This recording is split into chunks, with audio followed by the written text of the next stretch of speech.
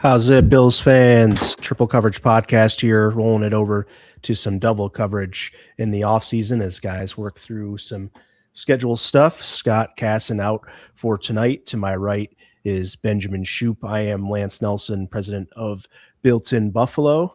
Sup, Shoop? Nothing much. It feels like past few weeks we could just put up like an injury report every week and say who's doubtful, who's questionable for all three of us. TCB But status. it is that time of the year where everybody's got stuff going on, and hopefully the next few weeks with everything ramping up, all three of us will have no problems. I know Scott's going to be missing one or two more in the next few months, but hopefully for the big ones, we can all be there when it comes to the draft and free agency, and Sabres still in it too. And I know Scott's not even a Sabres fan, but he will be forced to probably talk some Sabres hockey in the next few weeks. It's convenient that he's out the day after the Sabres beat the Devils. Scott, being a Devils fan and not here to defend himself, we can talk a little trash on him and how nicely the Sabres played to rip the Devils apart yesterday. Yeah, soon it will be, soon that will be the only team for him to be rooting for. It does not look like the Devils will be making that playoff push, but we'll see. But yeah, no, excited to get into some of the off season, some more of the off season as we lead up. The combine starting this week. Kind of sucks that most of the big positions, at least receivers and running backs and safeties are all this weekend. So next week we'll definitely have a lot more when it comes to the combine to talk about, but still free agency coming up, guys are getting signed. So a lot of stuff that's going to be happening the next few weeks. A lot of news when it comes to players getting tagged or re-signed or whatever it is. So wow, a lot of news going on, and you'll just be more and more as the weeks go on. And it's probably the last week where there's this little to talk about when it comes to overall NFL. Just especially, like I said, with the combine getting going, but it's getting going.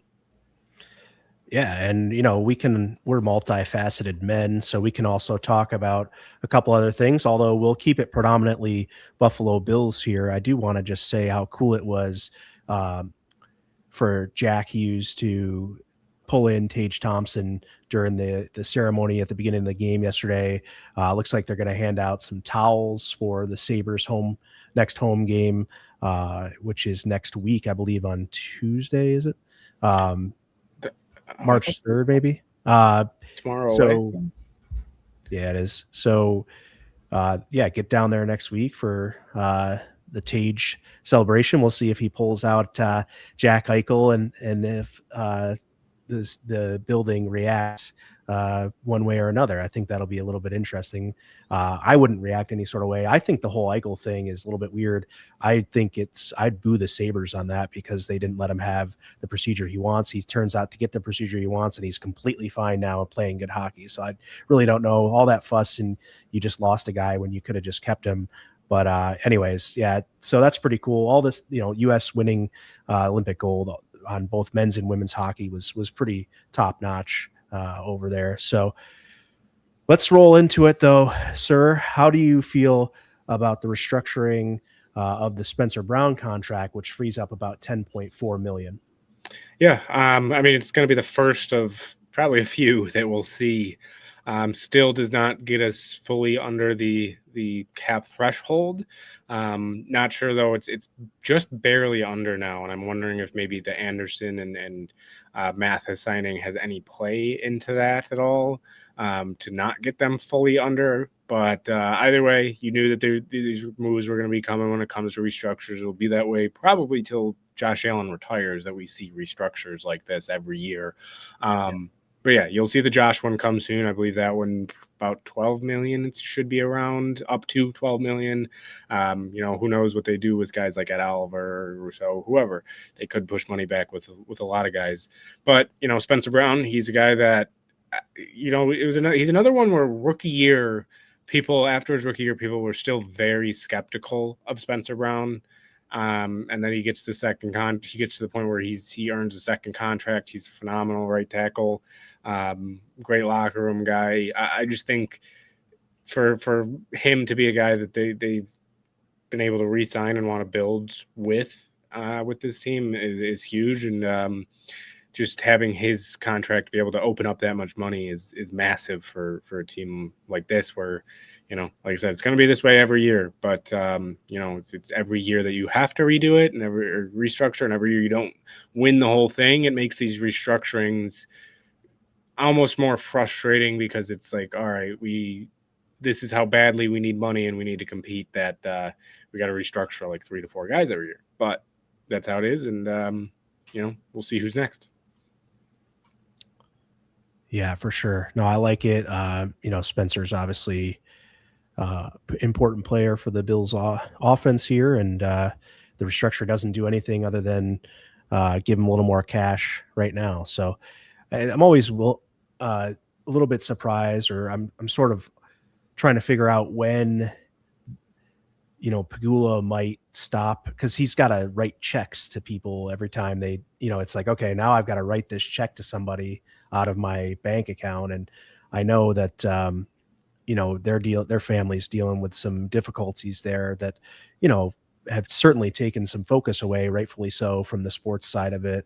But, it's just, I wonder how that might play out into how much they can just convert and do all this stuff where it requires him to write a check, and so, yeah, we'll see how that rolls. Yeah. But my guess is he'll be fine with it until Josh Allen retires. Like, right. you can see every time he's on video with Josh that, like, he cares the most about Josh Allen out of everybody that's in this organization. And I do think he genuinely does not want to get another play. Like, it's like, okay, well, you already had one guy that was a huge superstar in their sport leave the city, and Jack Eichel, and now Josh Allen. Not saying he's leaving, but you want to win with your superstars when you have them, especially when they're all-time great talents. I do think he is feeling that urgency, and you see it obviously with what's happened this offseason. But I think he's ready to hand out as much money as he needs to make sure that he gets at least one with Josh, because I think, for him as an owner, that can hurt your legacy as an owner if you have one of the greatest players, greatest quarterbacks to ever play this game, and as of now haven't even reached one. So it's I think he's going to be handing out, and he's going to say, Brandon, if you need to restructure as many guys as you want. Keep pushing it back if you want. I don't care. Go win one. So, I think we'll see. Like I said, we'll see a couple more restructures this year, and next year I don't doubt the same exact thing happening. Right on. The Bills also signed Fedarian Mathis and Alec Anderson to contracts. Anderson was a restricted free agent. Mathis, I believe, was just a free agent, I believe. So, what do you think about the Mathis and Anderson signing both? Yeah, Mathis is interesting because he was highly thought about in college. Like, he was a second round draft pick, I believe 49th overall, if I'm not mistaken. If for some guys, all it takes is the right defense, right? The right spot to really get going. He's not old by any means. Like, he's a guy that maybe if they can unlock something. Scott did mention off air, so I'll shout out to Scott being still not even on the show and still per Scott Casson. He's only guaranteed $25,000. So to me, it's a low risk, like low risk, and the reward is anywhere that you want it to. Like, it can be sky high, it can be nothing, it could be you don't really get anything and you just release them after training camp. But for them to, they usually have at the end of the year, they have those future and reserve contracts.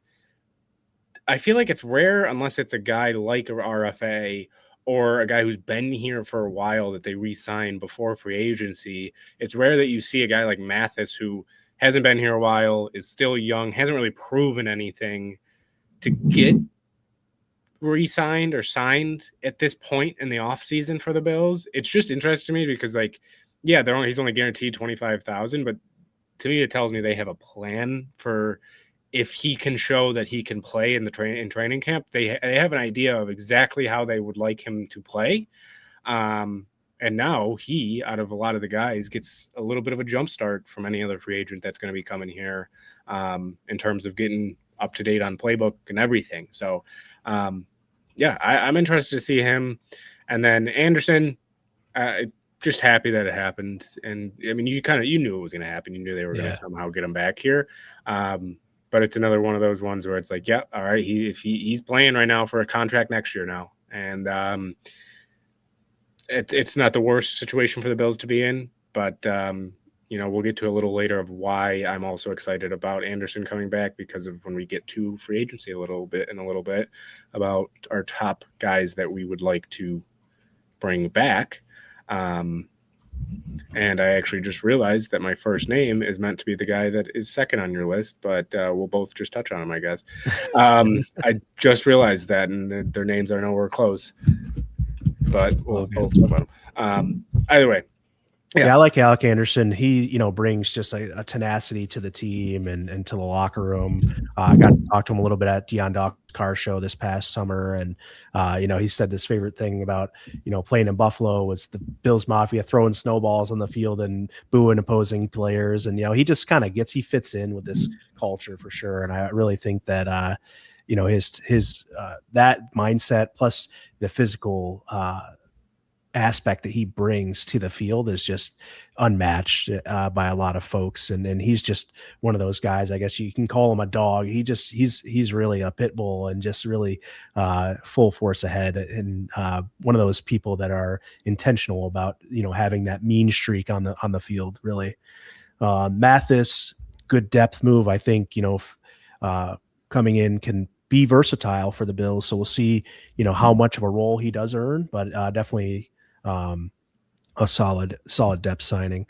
The report cards just came out, Ben, and this is a little bit sort of ad lib here on my part, but do you have anything that you took away from the report cards that came out here from Buffalo? Buffalo, excuse me. I mean, not major takeaways at all. I guess defensive coordinator is kind of just funny to me because of Babich and, how they graded him. It was kind of just like, he was like, a B to me is like, he was all right. He's okay. He's nothing. I'll work. Like I'm fine like having him as a defense coordinator. I'm happy to work for him, but nothing crazy. But yeah, other than that, I mean, I know another thing actually this one's per not Scott Casson, it's per David Myers, that the travel, or is that team travel, is at a B- this year. Last year it was, I believe, an F, like dead last. But I believe that last year it was also this one per Scott Casson.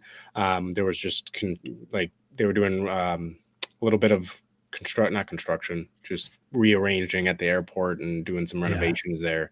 So you kind of knew that one was coming, but nothing really jumps out crazy. You knew the weight room was good. I guess I would be interested to see the training staff and training room.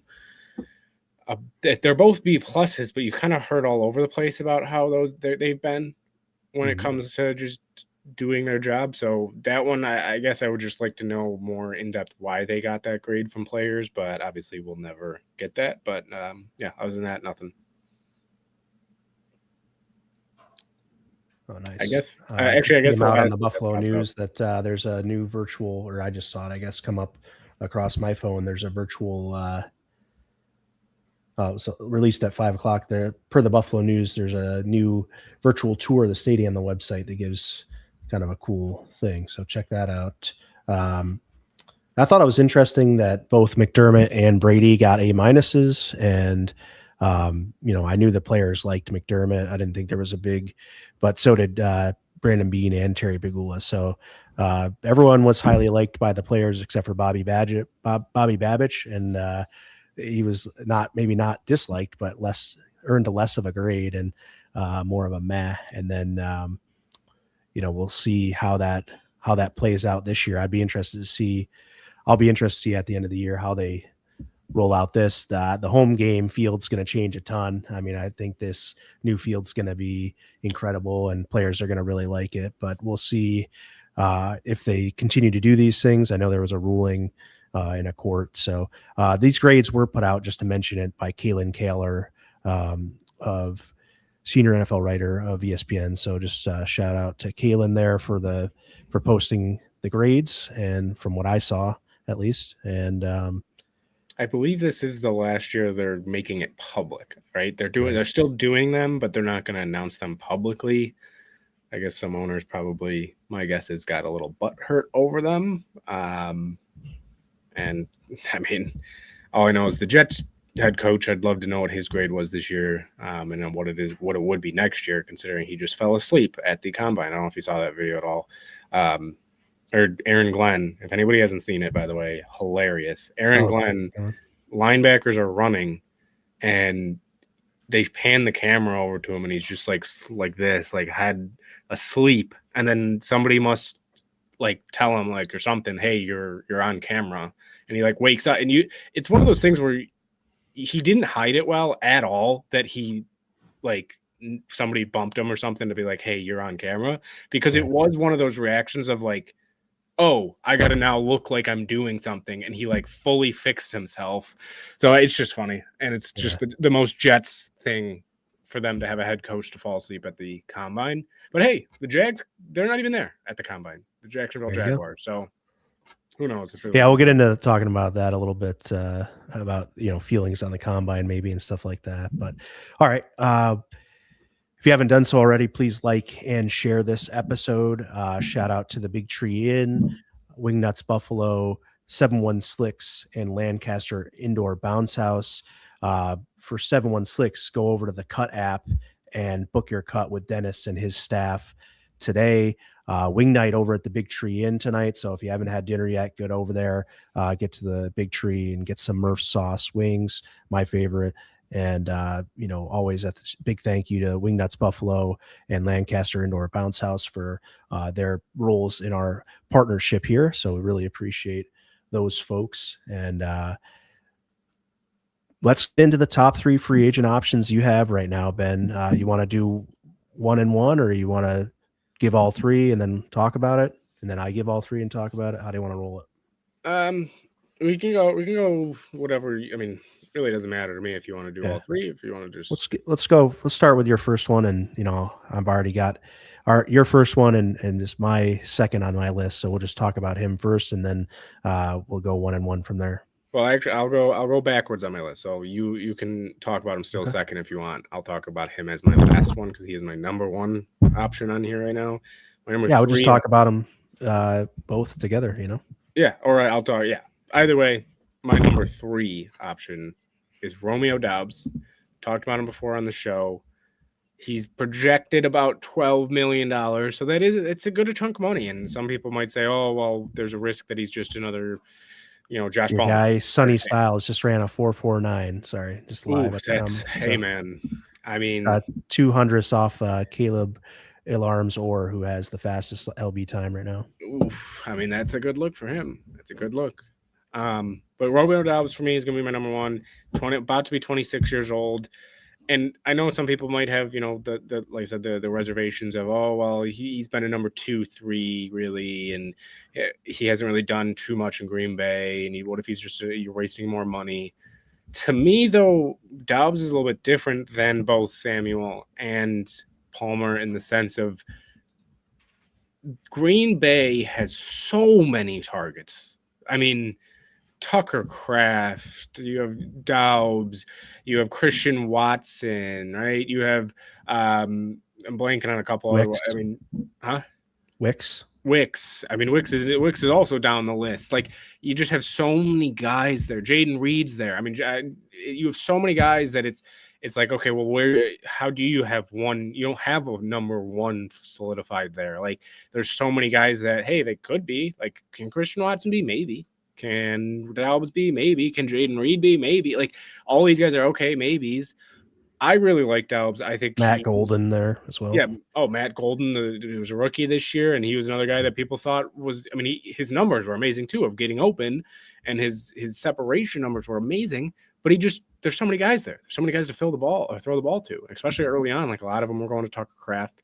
Late in the season, Christian Watson got back. So I really, if my number one receiver option in free agency, if you're going to go multi-year deal, because I think that's the way they will want to go. If they're going multi-year deal, I think Romeo Doubs is a guy that can run every route. He can get open, and I just think he can be a great target for Josh Allen if they brought him in. So he's going to be my first free agent option. Yeah, number 3 on my list is also a receiver. I went Jalen Naylor. Been kind of following Jalen a little bit since his time at Michigan State, and I like his game, and I think he could be an interesting option. He brings still a youth option there, about to turn 27, and not a huge overall market value for him either. So 4.7 million. So I like his valuation here per spot track. And we'll see if the way that the Bills kind of build their roster, it seems like Naylor's sort of in the ballpark of someone they could target, in my opinion. And I think he's starting to he was starting to grow in Minnesota. It's easy when you have, all the attention on Justin Jefferson, sure, but targeted 53 times, caught 29 balls for 444 and 4 touchdowns, plus 8.8 EPA receiving. So average separation 2.4. Depth of target is 13 yards per NFL Pro. So I think that Jalen Naylor brings a pretty good option to the Bills if they want to, get another guy that can really try to stretch the field and get some yards that way. And if they're going to take more deep shots or get more air yards, as everyone was talking about, then maybe Naylor can help that endeavor. Yeah. He filled in very nicely when Jordan Addison was suspended for the first few games of the season. So yeah, I'd be fully on board with that. I will admit that the 3 guys that I chose are not small money to me. If they can get one of these 3, I'll be happy that they got at least one of them, because I think your top 3 guys, I chose all different positions, and they're my number 1 at each of these positions in free agency. My number 2 guy is a safety from the LA Rams. I went Cameron Curl. I've been a huge fan of him for a while. He's also another guy that's about to be 27. He's obviously been on championship football teams. His projection is about 10 million. So we'll see where that goes, but he's another versatile safety. I think if you can lock down that safety position for the next 3-4 years with Cole Bishop, I think they could be a phenomenal duo. I mean, there's a lot of safeties in here that were hard. Like I thought maybe, Brian Cook, that's an option as well. Hawkins is out there, Jalen Thompson. Like there's a lot of options here. So the other good part about that is they're also all around the same age. A lot of them are between 26, 28. So you can't go wrong with a lot of these safeties. So if they go different direction, I'll understand it. But my number 1 would be Cam Curl. Because you get the experience, you get the winning attitude, you get a guy that can play in the box, he can play deep, he can do a little bit of everything. And I think with Jim Leonard, for an 8 defense that they said they're going to want to be aggressive, they're going to want to really kind of mess with offenses. I think if you can have 2 safeties that can almost be interchangeable with what they do, I think that'd be perfect. So Cam Curl's my number 2. Yeah, I'm gonna save my number 2. We're just might as well talk about them at the same time. So my number 1 free agent right now is Leo Chanel, 25 years old, played for Leonard at Wisconsin in college, valued at 4.6 million per spot track right now. He may not be the best linebacker on the board, but I think he might be the best linebacker for the Bills on the board if they're going to go out there and sign a linebacker. The continuity with a coach is too much to pass up for me. I think in his youth, coupled with maybe being affordable per spot tracks valuation, whatever that may be, whether that's accurate or not, you can choose. But if they can get him in that $5 million range, I think that's palatable for this team. And I think that would be crushing a offseason signing there to get a guy who's already familiar, can come in and sort of just still young, but can really help guys along and sort of bring an energy to this defense. It almost makes the value even more, like it makes it even more valuable for a guy, like you said, that played in this defense, right? Like, yeah, you get him for $5 million, but if you get a guy that's already knows this defense or is very familiar with this defense, it to me that automatically bumps the value of it up. Just because, like you said, you can't teach that continuity. You can't teach already understanding what you're supposed to do in certain spots. Not to mention it, he's a Kansas City Chief. So it would be awesome to I mean, no matter what, I don't think he's going to be back with the Chiefs unless he really has no market somehow. Mm-hmm. But for you as the Bills, like it's almost like a no-brainer. Where is the no? Where are you saying no to a guy like Leo Chenal, right? Plays hard, solid football player, young, play in this defense already, cheap, like to steal him from a rival. Like there's no downside to this if you go get a guy like Leo Chenal. So yeah, he is also my number one linebacker option as well. But the other thing, it's like safety. Speaking of linebackers, Arvell Reese, the top linebacker prospect on some people's board, just tied the top 40 time at 4.47.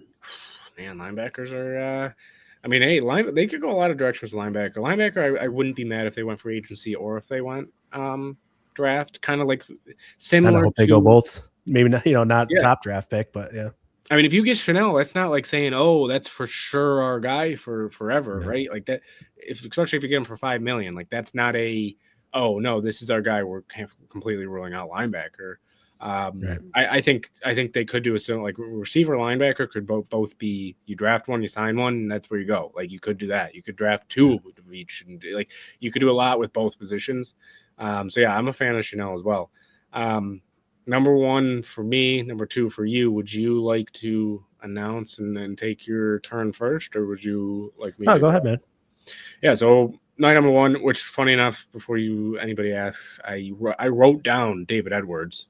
Full in mind picturing Connor McGovern and thinking, no, Connor McGovern. And then I saw pulling a lance when I had the Shaq Thompson versus Shaq Lawson thing. Hey, at least those two guys have the same first name. These guys don't even have the same first name.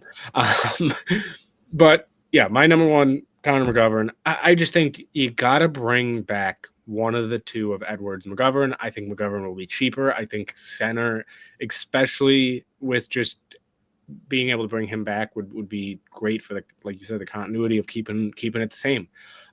You are seeing a few more centers join the market. I believe Lloyd Cushenberry just got released as well, so there's another one added to the market. So maybe that brings his number down a little bit, maybe. But I think Connor McGovern's the one guy you got to go bring back. You got to do it. You got to bring one of them back. And I think out of the two, McGovern's the pretty easy choice in my opinion.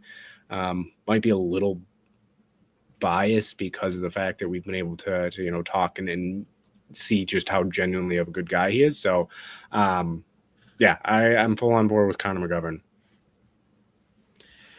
Yeah, Connor has been my favorite player with the Bills. I watched the center position and the offensive line more than any other positions on the field, and his style, his tenacity, his toughness, availability is the best ability. And he's, playing through some things and still playing pretty darn well. And all season long, just a consistency, the relationship he has with Josh Allen, the continuity that he brings to the offensive line, to the quarterback center exchange. I think that stuff is very valuable. We don't have necessarily a top flight center to step in. So I think you need to get someone, this idea of Cedric Van Pran Granger, maybe because he was a draft pick, but he was a later draft pick, 5th round, was a top center prospect, but he just hasn't earned. And I mean, Alec Anderson is the first guy in when McGovern leaves the field. So it just doesn't make me feel very good. But the Bills are in a situation where they may need to let both walk and try to figure out what they're going to do there. I just hope that, like you mentioned, one of those two guys gets brought back for the continuity aspect of it. And my vote there would be McGovern due to the center quarterback exchange and keeping that the same. I think that lends itself to the most success for the Bills in this upcoming season. You got a lot of things changing already. I feel like that change might be one that makes things a little bit more difficult than it needs to be, when hopefully you can just bring them back. Yeah, I'm interested. If they don't, if neither Edwards or McGovern really sign crazy contracts, like if their contracts are like, oh, the Bills could have done this and they don't do it, I'm wondering how much it plays a factor of like Van Pern Granger being a draft pick and being somebody that they say, hey, we want to draft, develop, and go from there. I mean, it would be one of those things where Beane can then look back and say, hey, look, I drafted our replacement center in the 5th round. There's another like hit. Like I heard that brought up earlier today of like, well, I'm not necessarily saying Beane's going to think that way, but in the eyes of Bills fans, if they move on and Van Pern Granger has a solid year as a starter, that is another one where you look at and you say, yeah, there's a hit. Like and it's a good hit too. Like it's a hit that came at the perfect time, that you needed a guy to come in. And that is one thing they have done very well, is offensive line. Ever since Just Josh not to interrupt you, here, I was kind of waiting to say it, but Sonny Styles, just to give some live feedback from the combine too. Sonny Styles did tie the top time for LBs at 4.47 as well. These linebackers are running in. They're running. But yeah, when it comes to though, like I wonder when it comes to that, how much that might play a factor into whether they decide to, because people, since 2018 when Josh got here, it was one bad year of offensive line, and what was the first thing they said? We're going to clean this up, and they have. I know some people, I know the Texans game happened this year, but for the most part, for vast majority of games in the past 5, 6 years, 7 years, the offensive line has been good. That's been something they have really tried to hone in, and not even just the starters, depth too. I feel like when it's very rare that in the past 5 years that we've seen a starter get hurt for a few plays or for a game or whatever it is, and really think that the backup was awful. I mean, they've had some moments, like Vandemark's had some moments. Even Alec Anderson has had some moments when he had to step in. But for the most part, they've been solid. So, I'm interested to see how they handle that. I mean, another guy that Bills fan just brought up here, I just happened to see it, Wyatt Teller. Doesn't really have to do with, I think, what you were saying. I didn't fully read that yet. But Wyatt Teller is another guy that maybe that's a guy that they say, hey, we can bring Wyatt Teller in for cheaper and let Sanford Van Pern Granger and Alec Anderson battle it for center and go from there. So a lot of options at guard, but I do think, or guard and center, I do think McGovern is got to be the guy you try to bring back, and you have to at least really entertain and really go hard to get him back, because center is a huge position. For sure. Yeah. With that, 100%. All right. So let's move on to the press conferences now. What do you think about, did you take anything away really from the press conferences that you want to start with, either Beane or Brady? You choose where you want to start with one of those guys, and we'll go from there and talking about, their first conferences of the combine, sort of kicking off the offseason, getting into motion. I know they sat down at the Bills media room, but it's nice to see them out at the combine and now sort of getting going with their 2026 season responsibilities. Yeah. I'm going to bring Ed's comment up here that I hope, Ed, you're still here, hopefully. If you are, appreciate it. But he said, do you think sticking out with Coleman is something to invest in, seeing he and coach have a rapport or trade? It's kind of going with what I'm about to say. Of the first thing that stood is they at least like their receivers. Maybe they don't love them, and maybe they still say we need to go get somebody or two more guys. But Keon Coleman, to me, is a guy that they're going to invest in, and they're going to say we need to see if this can work. So I think Coleman will be here. I don't think they'll entertain trading him. Maybe even kind of goes along with what Bills fans said about look at Teller, look at just kind of going to move on from certain guys or anything. he could be another guy where Coleman, they say, well, we don't want to give up on him too early, even though at this point, have we seen the best? I think we probably have. I mean, maybe there's a little more, but I don't know if we are going to ever see what we thought at first when you drafted him. Hey, Who maybe thought? he's the guy. Who thought anything? A lot of Nobody people, thought. I mean, just thinking like, oh, he could I be a didn't wide think. receiver I one. mean, I don't know. I don't think he can be a wide receiver one. Like when they draft him, oh, maybe he can turn into this. At this point, I think that's out. I think it's, can he even be a 2-3? Like, can he? Yeah. So I think I don't know that here. he can. I mean, I don't. I didn't know that he could be much since they drafted him.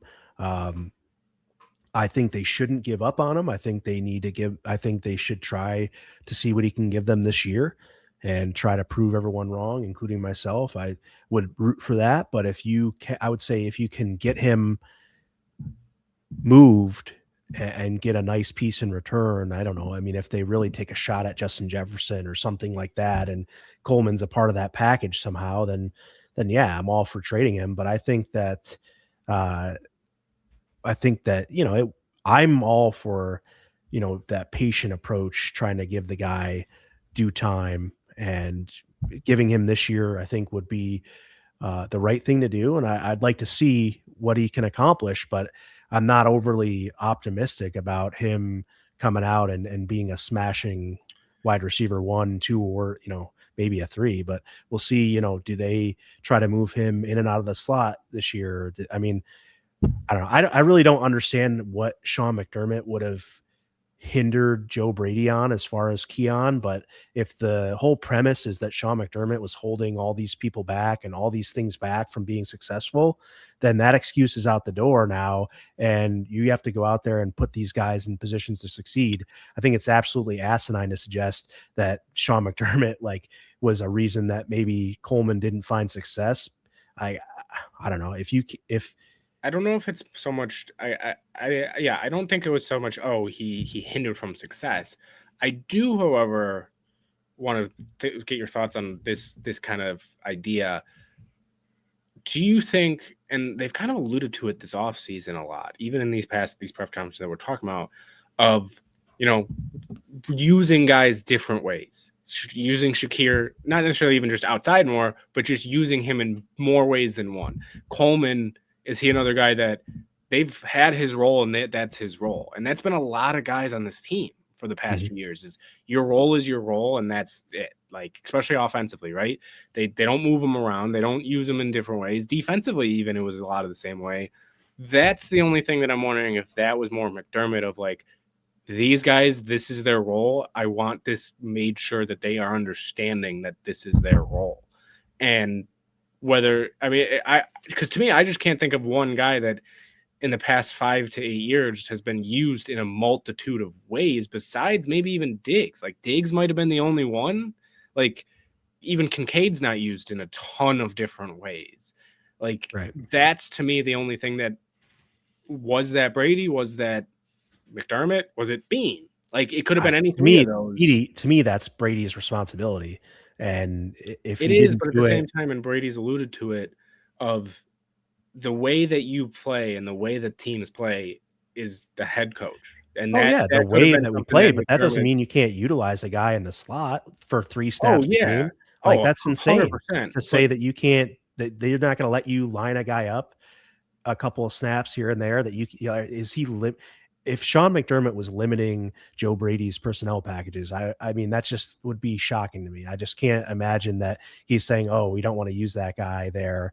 Like, I can't buy it. And we'll see if everything just goes out the window and somehow these guys are all over the place. I mean, the Bills they did did like have- to use motion to get people in different positions, even though they started one place before snap and then maybe motion around. So they got a different look by the time the ball was snapped. But I would like to see more of that. I'd like to see more of the usage, like you said, but I just can't buy that Sean McDermott was some limiting factor in all of that. I don't necessarily he had some say, but you got to take responsibility for Joe Brady.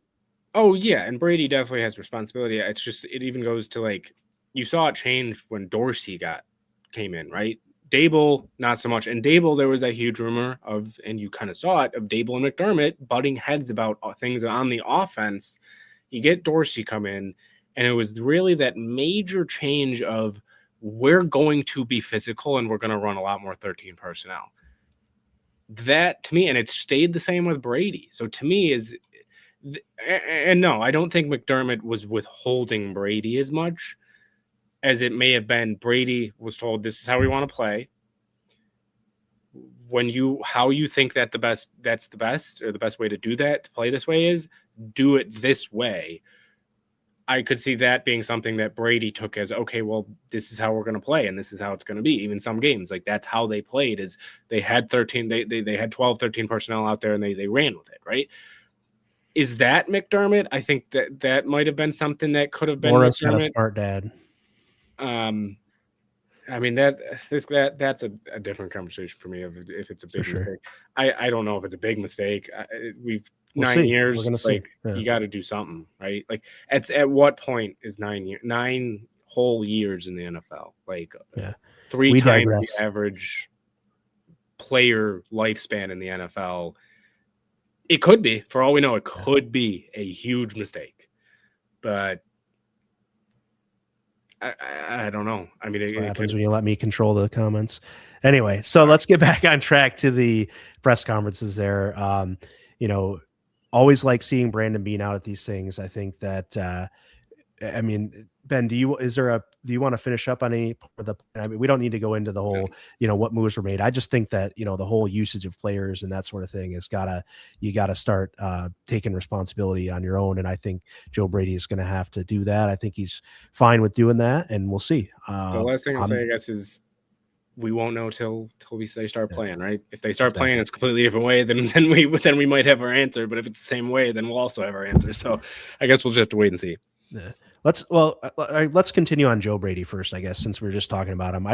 The guy's well spoken. He's, I even thought during the training camp, last 2 training camp interviews when he as the OC, that you could see like his preparation and his approach to that part of it is like, okay, he's appearing very head coach like, sounding head coach like in his conferences, for what that's worth. And I think he probably echoes that throughout every facet of his coaching. In the interviews, he probably does it in practices, he does it in meetings. And so that's sort of what the Bills fell in love with. And he's saying a lot of the right things now since, being hired as head coach as well. He paid very good homage to Sean McDermott, thanked him properly. I thought, was very well spoken on that sort of thing. He's, talking about, he wants people that aren't just like him. He's talking about how Pete Carmichael can help him so much.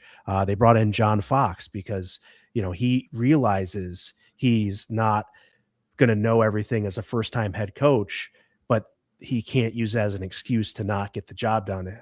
And so he's sort of building around him everything he can from experience to help him sort of avoid as much as he can some of these first-time coaching mistakes or, decisions that might come back to haunt them. I think it's a great move for this team and for Joe Brady himself to realize, like, I can't just bring in a bunch of like-minded guys and do it my way or the highway. I've got to bring in a litany of people who have different backgrounds and different philosophies so that we can all come together on one common approach. And I think that's going to work out well. I hope it works out well. I guess, I think it could work well for them. And then obviously praise Jim Leonard for what he's going to be as the defensive coordinator. So what do you take away? I guess, did you take away anything else really from Joe Brady's press conferences? And do you like kind of how he's spoken so far throughout his media availability? Yeah, it's actually funny. I think I like him better as a head coach than I did in OC so far. And maybe that's probably, one, because it's so early still in head coach, and 2, because of just when they're the offensive coordinator. Yeah, you can get on, like when you have Josh Allen, and if things don't always go pretty, you tend to get on them, right? So I'm every time he's talked, there's never been anything where I'm like, oh, He's not falling asleep at the combine. He's not calling out players. He's he's doing everything that he should be doing. And I love the fact that he's owning up, like he said, to I'm not going to know everything right away. I'm not going to be perfect. I'm going to learn on the fly, and I'm going to need help as much as I can. And I hate to bring it back to McDermott, but that's one thing that I think McDermott might have struggled with. McDermott had a great plan for how he, as a head coach, great culture, great everything. But you constantly saw certain coaches almost butting heads with McDermott, right? I mean, Frazier says he loves McDermott, but towards the end, there was butting of heads. Dable, there was butting of heads. I mean, I don't necessarily think, besides maybe Dable, all these coaches that he butts heads with hate him when they leave. I don't think that at all. I mean, Chad Hall, same thing. Like, I don't think any of them hate him. But I do think there was an aspect of something where Brady has been kind of, you said it, Brady said it multiple times, of he doesn't want everybody to be him.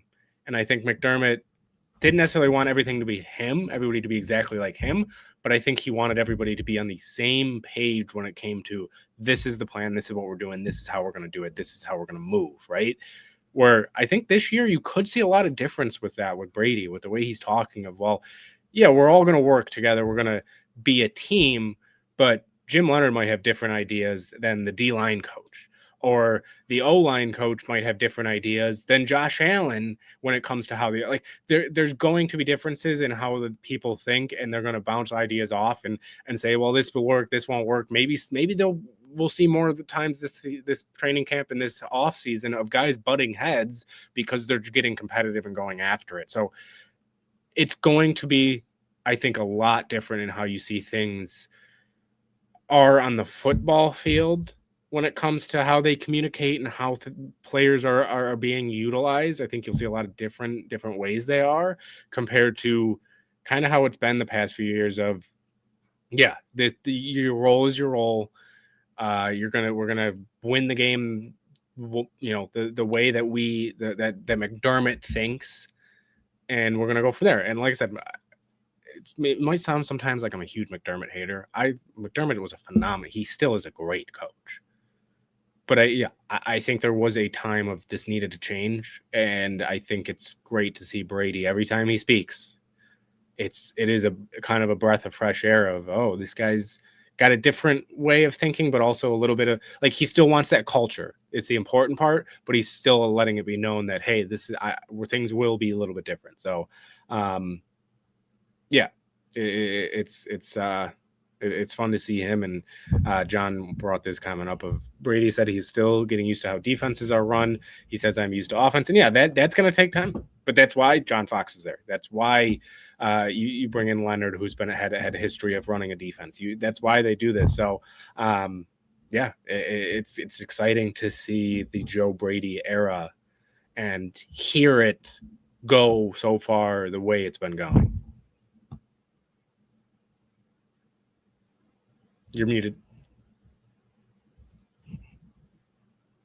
Yeah, you'll have that. Do you want to start in now? I said I agree completely there, and I think if you want to give any further opinion on Brandon Beane's press conferences so far, I was starting to say before I decided to go on to Joe Brady there, since we were talking about him, that I always think that Beane has a nice approach. He wants to be there. He, mentioned how he wants to get as much time around players as he can. He's very cerebral in his approach. And the fact that people maybe knock him and say, oh, is he really a good talent evaluator? I mean, I'm not going to say whether he's a top flight talent evaluator, but he has the approach of one, and he can go out there and he knows what it takes to try to get the most information from these guys, and that's something I can really appreciate.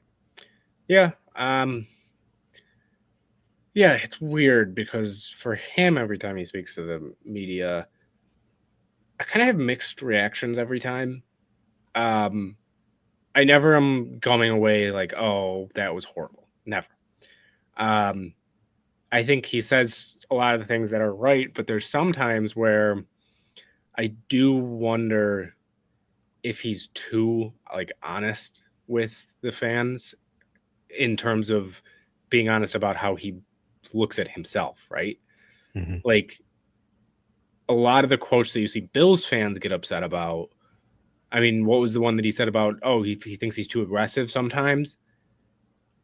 And the way that he's thinking about it, I think, is a lot different than the way Bills fans think about it. To him, aggressive is moving up a few picks or moving back to get more picks, right? Or doing stuff like that. That is still aggression. It's still making moves, going in free agency and signing guys to $10, $11 million. That's still being aggressive. Fan base looks at aggressive and says, no, aggressive is trading 1 or 2 first-round picks. Aggressive is going for big home runs, right? Doing that. And I think both need to meet somewhere in the middle of like, okay, big is kind of somewhere in the middle. Like, it's not necessarily signing Josh Palmer. That's not an aggressive move.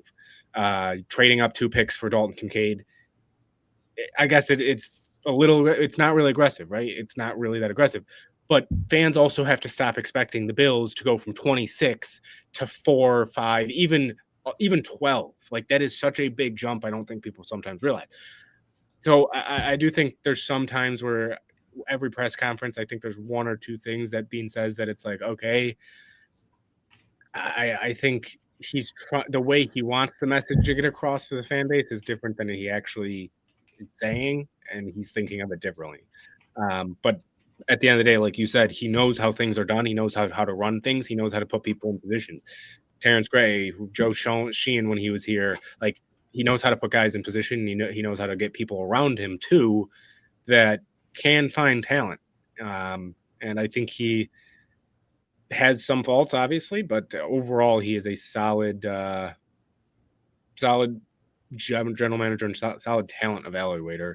And yeah, John, I mean, yeah, we've heard this. We'll never fully know how, if they really butt heads, how bad it was if they did things like that. But I think anytime a coach or GM or somebody gets fired, there's going to be rumblings about stuff like that. So yeah, I mean, we'll see. When you're together for 9 years, either way, right? It's things are going. You're gonna butt heads. I mean, Lance and I have only been doing this for 2 years, and we've butt heads a bunch. Absolutely. No, I mean, everyone has their philosophy, and you're gonna you don't necessarily have to be upset with someone every time someone has a different philosophy. But I think just when the way Beane runs it, trying to collaborate, the way he wants to, he's open, he's having a lot of dialogue. So he's giving people a platform to say a lot of things. And there's going to be natural sort of disagreement and things like that. So I think it's understandable to get some headbutting yeah, to happen. It's a business, right? It's a business. Yep. It's what it is. And if you don't butt heads with coworkers at your job, I either think you are just work alone or don't have a job, because everybody butts heads with people at their job. I think it just happens. So we'll see. Let's just rip a couple of combine notes here to fulfill our advertised show plan here, if we will. Just Ben, so there's some things happening live now with the linebackers right now doing some drills. There were the 40 times were being run as we came live here at 7 p.m. on Thursday. If you're listening to the audio version, appreciate that. If you made it this far as well through some of the banter, got a little off kilter with some Sean McDermott versus Joe Brady talk. But overall, I think the combine, started today. It's exciting to see football players out on a field. It's, shorts and t-shirts or whatever, those uniforms are that they've got on there. And it's exciting to see people participating in football activities already. The NFL does a great job of keeping things moving all off season, in my opinion, and it keeps it pretty exciting. Who intrigues you the most from either today or just the combine in general, sort of who you're maybe looking to see? Give us a couple of guys who intrigues you. You're muted, buddy. No, it's my turn. It's my turn. Yep. As we mentioned, it's only been linebackers, defensive ends, defensive tackles so far. It will be more. the guys that have kind of stood out, one, I mean, Sonny Styles, man, you mentioned him already a few times a show. Just an unbelievable linebacker. This would be one of those ones where if the Bills went and got him, it would, to me, be a home run type of swing. They're going to get their guy. So Sonny Styles is one. It's going to be tough to go get him, but he's a guy that I'm interested to see overall as you get closer to the draft, where they're really thinking he's going to go. My guess is way higher than what the Bills are going to want to get to. And then the other one's Cashius Howell, who's also another interesting one from Texas A&M, edge rusher, has been a guy who has been talked about as one of the top edge rushers in this draft, but then I see his projection and it's all over the place. It's some in the 20s, some in the teens, some borderlining on top 10 pick. So he's another guy where if he falls a few, I could see them going to get him at like 18, 19, 20, if he gets there. It's going to be a big if, though. But he's another guy, great athlete, great player, production, a little bit older for a prospect. But I think you're going to start seeing over the next few years, people care less and less about that because people are also staying in college less and less. So, yeah, those are going to be my two. Cashius Howell had a little bit of some stuff around him today, measuring 30.25 inch arms. And I just wanted to bring up, like, I get it. I understand the science backs these measurements being taken. And historically, the best players have had certain traits and measurements that made them successful. But man, I just watch the football players play football. And if they're, I mean, it's not like Cashius Howell's going up against nobodies in college here. Yeah, Texas A&M, he's playing big games, and if he's having productive games in this environment, then I just think you gotta chill out with the measurement criticism. But I get why it's there. I get the whole point of all this stuff. You see guys are gonna maybe be knocked down a notch or two on the draft boards because of a measurement or something. And it's like, I don't know. That's tough for me to think about. But look, my guy that I am intrigued about, and he hasn't done anything yet, but I want to see how Omar Cooper Jr. Performs here and what people are reacting, or how people are reacting to him, what they're saying. One of those guys where you got to watch him a lot because Indiana was so good. And I just think that seeing him, like, with the ball in his hands, the ability to get yards after the catch, for me just really makes me think that he's a really good fit for the Bills. So I really want to see, that. And then Caleb Banks ran a 5.04 today at the combine. And, just right now the RAS score shows 9.87. And one of those guys that's sort of a physical freak. I think that he's a guy you got to watch for sure. I think he can be had potentially in the second round of this draft coming up, and maybe even goes lower than that. But on NFL Draft Buzz, which is a site I like to read a lot, they have a mid second round projection on him. So if the Bills were able to land that, I mean, he's just a large human being, and you already have Deion Walker there as well. So getting more size on the defensive line for this Bills team, 6'6", 327, would just be pretty incredible to see those two on the field at the same time with Deion Walker and Caleb Banks. So I'm intrigued by Banks with his 40 time from today, and going to watch some more film on him for sure to see more about the performance and things like that. Yeah, Cooper's going to be one that I'm going to definitely have to look at more. Intriguing guy. Intriguing from what it's another guy where, I mean, last year he played all in the slot, so that's another one where he can play outside. He very well can. He's shown that he can. One of the big plays I kind of look at this, but I believe, if my memory serves me correct, one of the big plays in the championship game, he just runs a quick comeback there and then, just jukes the guy out of his socks to get more yards. And it's like, this is sort of the dynamic player I definitely want to see on the Bills roster. And he fits what the Bills want to do. He is a guy that, you get the ball in his hands. He can do some great things with it. His route running is definitely got some cleaning up to do, but I don't think it's anywhere close to what like Keon Coleman was coming out of the draft or coming out of college that bad. Like he's not a bad route runner, but he's not like an elite route runner. But then again, this is also a class where how many elite route runners are there? That's debatable. So yeah, he'd be a guy that I could definitely see.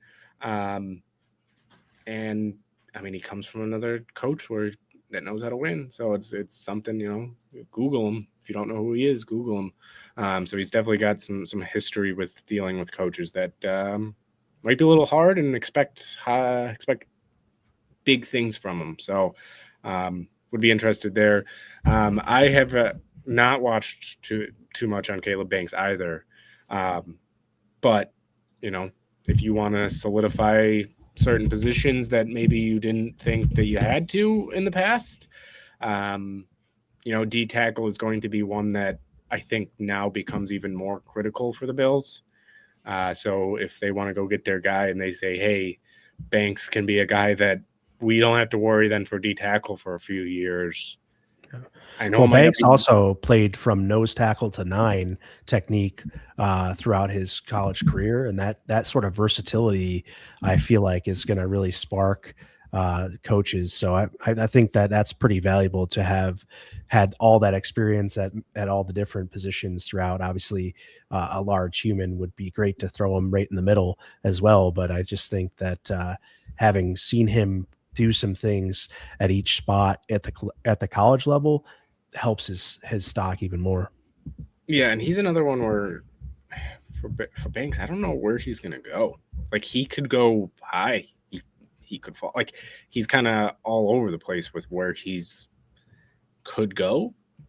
So yeah, I'm interested to see it with Banks. I mean, 6'6", 230, man, or 330, man, is. I mean, that is just a massive human being. 5-second 40. I mean, his first step is just incredible. What did he run for his 10-yard? 10-yard was 1.76. Not bad, 1.76.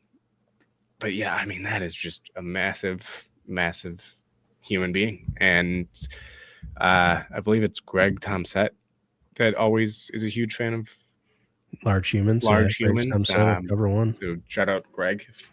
Assuming that most people in here know who Greg is. If you don't, go check him out. But yeah, he's gonna be a guy that it's funny this year. I feel like it's gonna be even more all over the place than it kind of has, because still everybody's still gonna be screaming for receiver first round.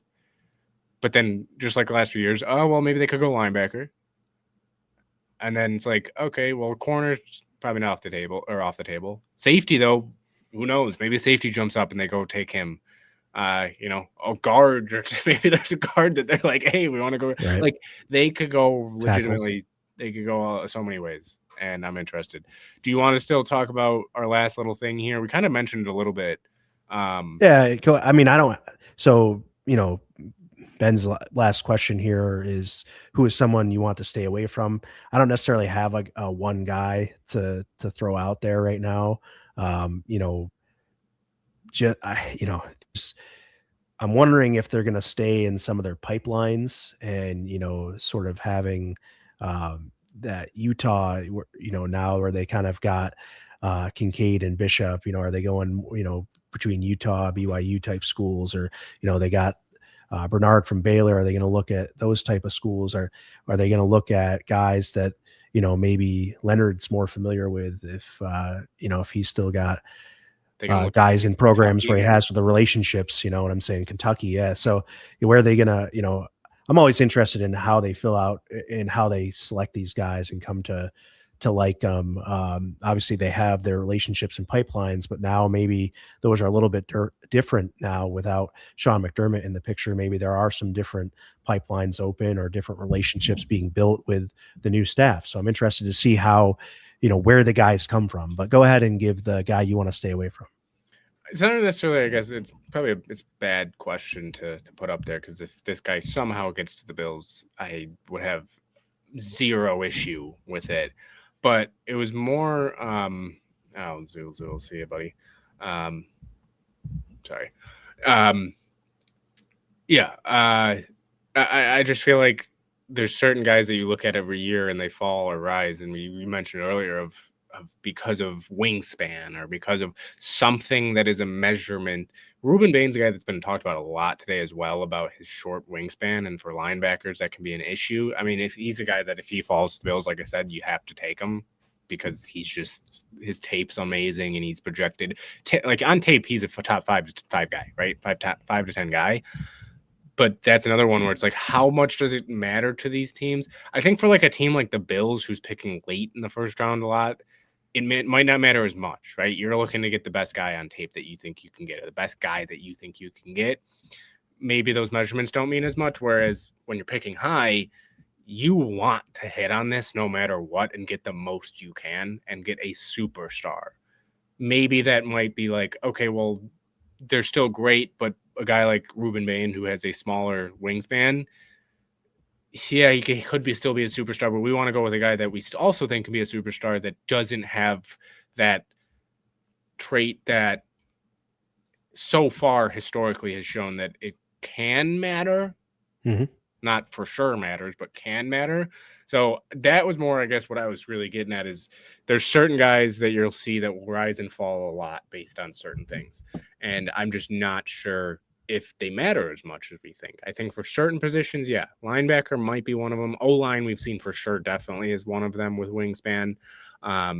So I guess that's more just, you already kind of, you can say more if you want, but I know you kind of mentioned already, like you don't really care for it too much. I'm mixed with, it depends on the position, depends on what you're specifically looking at and stuff like that. It's hard for me because I do like data. I do like to analyze what the data suggests. So I'm sort of pro analytics in that regard, but I just in this scenario, the measurement thing, just like, I don't know if the guy's hands are an inch shorter than the other guy, but they still can play football, then what does it matter? So it's, arm length. I get it. I understand the whole premise of keeping a guy away from you so that they can't get their arms on you. The shorter your arms are, the more the guy can get engaged with you. There's a whole science behind it. And I completely can understand and get behind why it's important. I just, sometimes I think it gets a little bit overplayed and maybe, some folks do legitimately miss out on some guys that, just because maybe they had a bad combine or a bad pro day. It's sort of silly at times to think like, watch the film, watch what the guy did on the field. That's also got to be important to you. And then I do think that, like you were saying a little bit of like, you get some of them, but others don't. Like to me personally, I don't care if a receiver runs a slow 40, like unless it's historic, like way slower than you thought. But if it's an intermediate to even little difference than what you thought he'd run, or a little bit worse, just because you've seen like 40-yard dashes, guys who run fast, a lot of them don't always turn out like to be great players. So I think we'll see more and more over the next few years of data like that. Like you're starting to see certain ones with arm length, with linemen, defensive line, in general, offense, defensive linemen. Yeah, that can happen. So, I think for certain ones I care, for certain I don't, and even still, I don't think I care too much. Sure. All right, Roy's got a pretty interesting question here too about getting more interested in free agency versus the draft. I think we kind of like to nerd out on the draft a little bit, so maybe it's sort of split between, but I would say that I enjoy the draft more because it's a young, promising sort of thing. The players are more apt to stay around for 3 to 4 years, and then hopefully the way the Bills are operating, get a second contract with the team is what they'd like. So I do think that the draft for me is a little bit more interesting, but I can understand how free agency, you sort of know what the guys are for the most part at the NFL level already. So it's a little bit easier to sort of project how they can fit into your team at the same time. But I like the draft just for the, the unknown really, and trying to figure out if what you can see sort of to project towards what your team wants to do with that player. Yeah, I think it depends the year for me. Like, and just where the Bills are at as well. Like, if you would have asked me this in 2014, I probably say it's closer than it is now for like free agency. Just because the Bills might have more money when they're bad, and they're looking for more guys that well, they're really looking to get some starters in here. But as you mentioned, you kind of already know with free agency, and not recently, free agents, like the free agency pools have not been great the past 2 years. They haven't. A lot of the guys resign, or they get traded or franchise tagged, whatever. Like, there's never really major guys in there, and even if they are in there, when you're at this point with the Bills, like they have the past 6 years, like you're not usually in on them because you can't really afford them. Like it's to me, that's really the biggest thing for me is like it depends where the Bills are. For as the past few years, it's been draft. I do love the draft because you fall in love with certain guys, you want them there, and you hope that they go to it. If they don't go to your team, at least they go to a team you like. But now we're circling back, like Jalen Naylor is now available. And it's like, okay, I really liked him out of Michigan State years ago. And now it's like, okay, is he available now? What has he shown? Well, how much opportunity has he gotten at the NFL level, and what has he done with it? And so it's one of those things where the free agency cycle is a cycle, but the draft is, these guys, a lot of these guys are going to, or there's enough of these guys that are going to be around for 8 to 10 years to where it's interesting to follow their careers.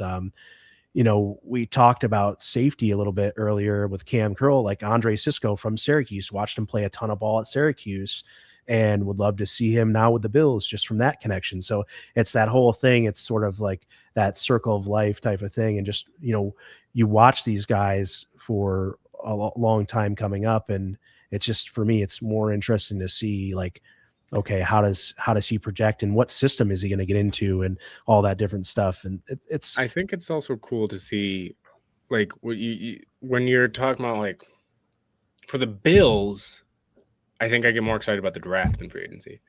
For the league, it's probably 50-50 because I do, like, for me, I look at what teams do in both, but I really look hard at free agency to see the direction they're going.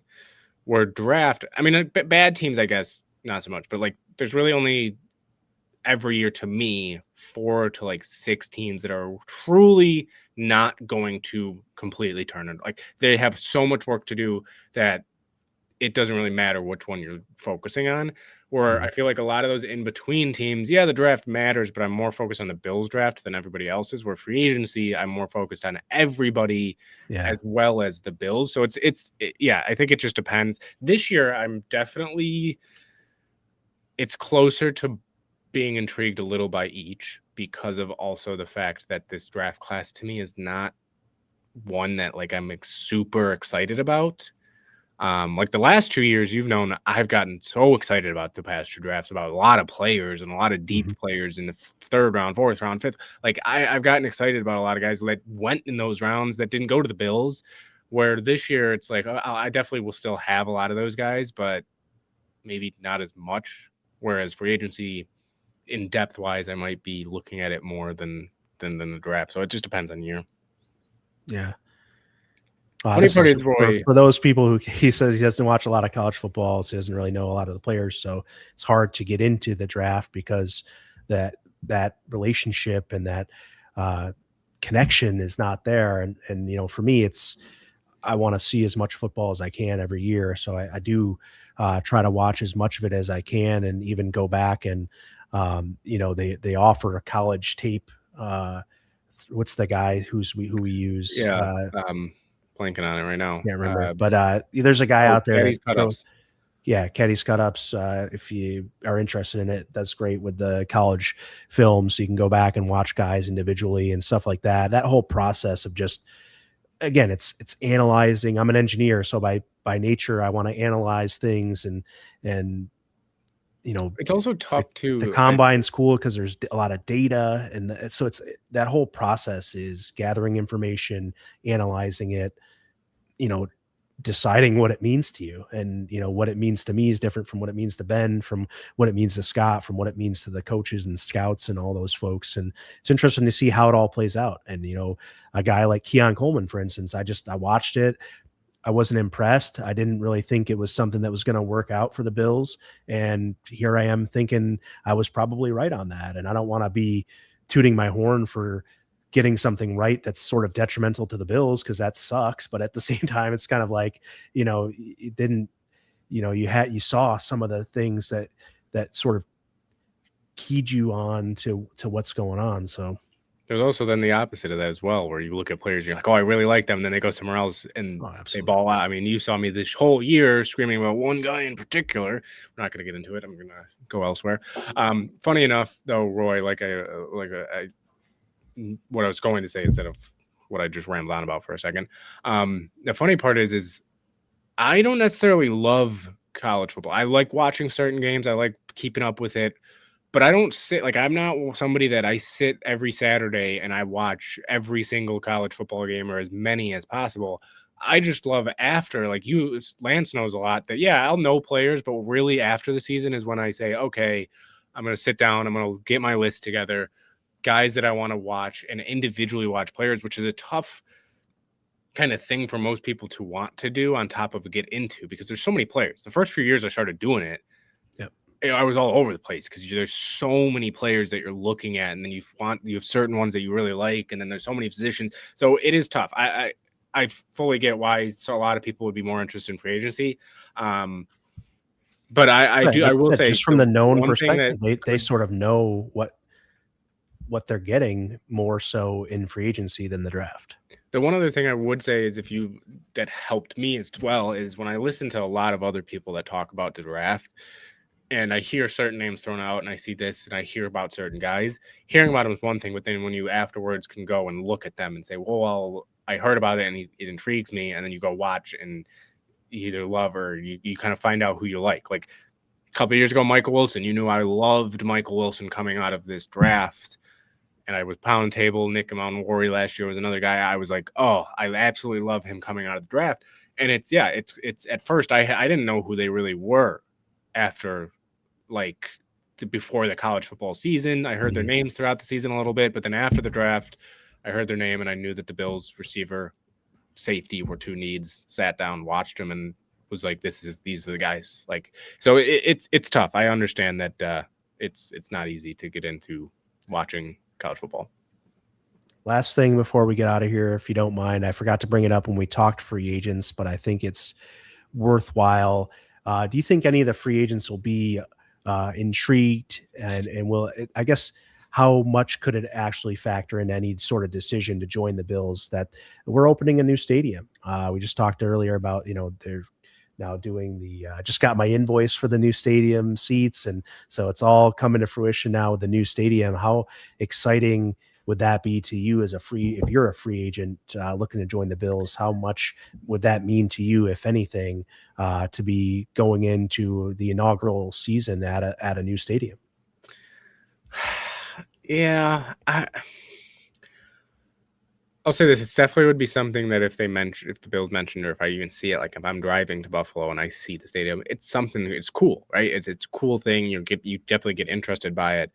However, I'm not sure it'd be in like my top 3 or 5 things that I care about. Like if I'm a player, I'm probably caring more scheme fit.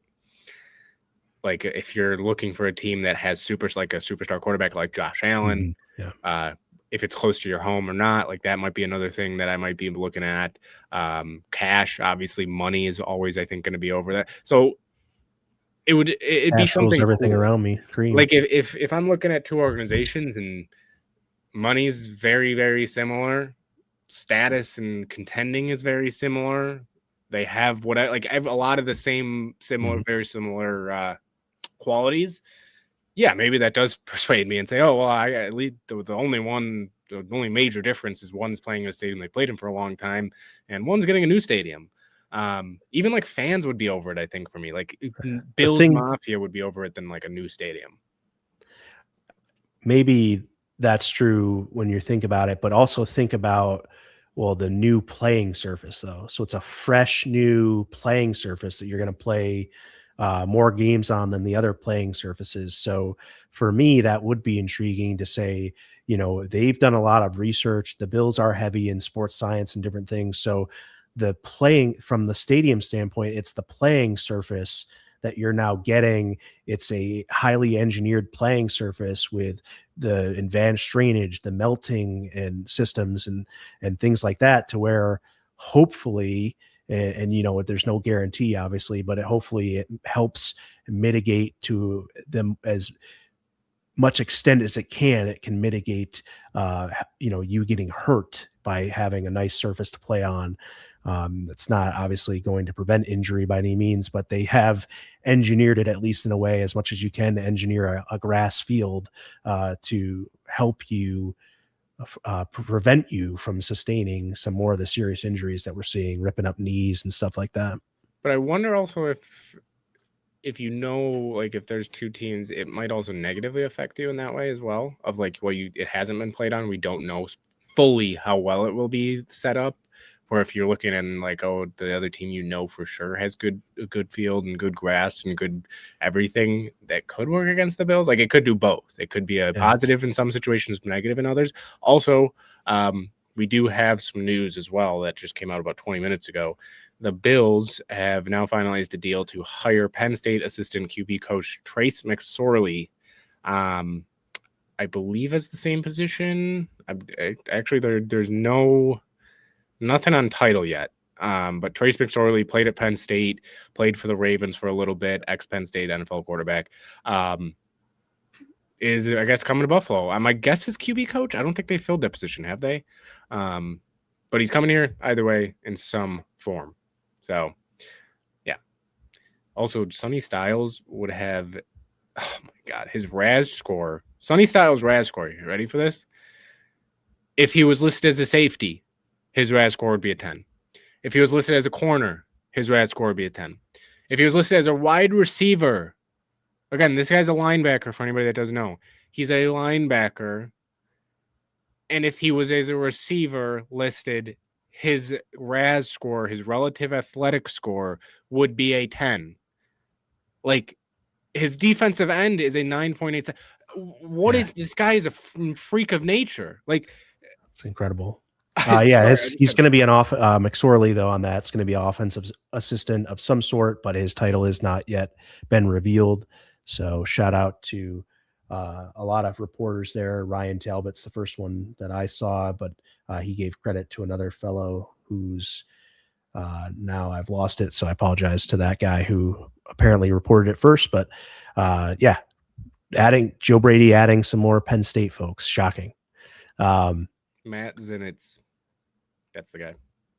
I saw somebody named Dan. I thought it was Dan Gallon or something like that. But oh no, yeah, sorry, it is. It's him. It's both of them. Dan, okay. Dan Gallon and Matt Zenitz are the first two on it. Very nice. All right, folks. Well, that does it for us. If you're listening on audio, still thank you for making it through this episode. Planned on a 45-minute episode and almost went an hour and a half. So to say that I like to talk is an understatement, but here we are, and we hope you enjoyed it. We're going to get more in depth on more prospects and free agency and all things Bills moving forward. Let's go Buffalo. Sabres are out there securing the first playoff spot, hopefully for the franchise in a long time. Is it 12 years now or 14 years? 14, 15 years. So yeah, just come on, Sabres. Let's get it done. Good start to their run yesterday against the Devils, like we said, and hopefully keep the momentum going. So, Well, with that, we'll hopefully all be back, God willing, and the creek don't rise next week with a new episode of Triple Coverage Podcast. Go Bills. Go Bills.